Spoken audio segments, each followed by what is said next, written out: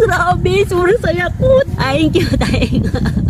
Grabe, ang sayo-sayo ko po talaga. Kaya pala hindi ako nakasahod ng ilang months dahil may surprise pala si Mita sa akin, mga ka-viewers. Grabe, first time ko pa talaga makasahod ng malaki. Isipin nyo, 2 years ako sa pag-vlog, pero akalain mo, ang laki-laking sahod ko ngayon, mga ka-viewers. Ngayon, makakatulong na po talaga ako sa akin mga followers.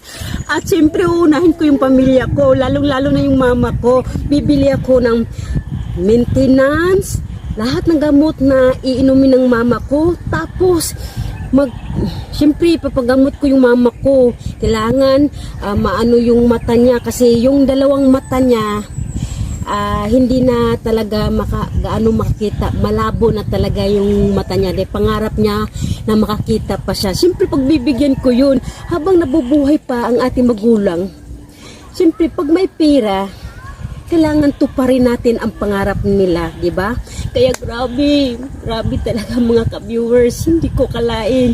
Lahat na nanonood dito, mabibigyan ko ng pera.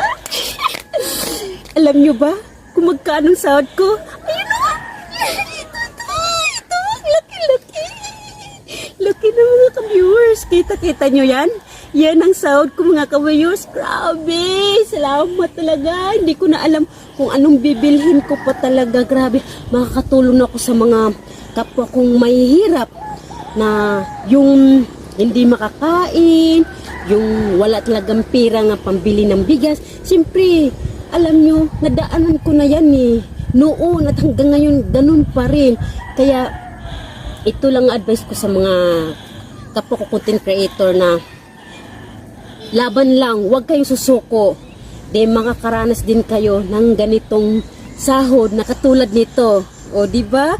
Nakakatuwa talaga. May sahod na. Tignan mo.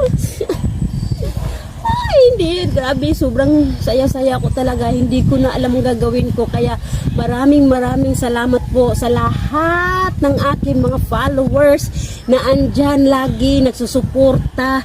Kaya hindi ko po makukuha itong malaking sahod ko kung wala kayo. Kaya salamat po. At kung nagustuhan nyo po ang aking video, please pakishare po. At ito mga ka-viewers, bago po tayo manood ng mga video sa ating mga kapwa nating content creator,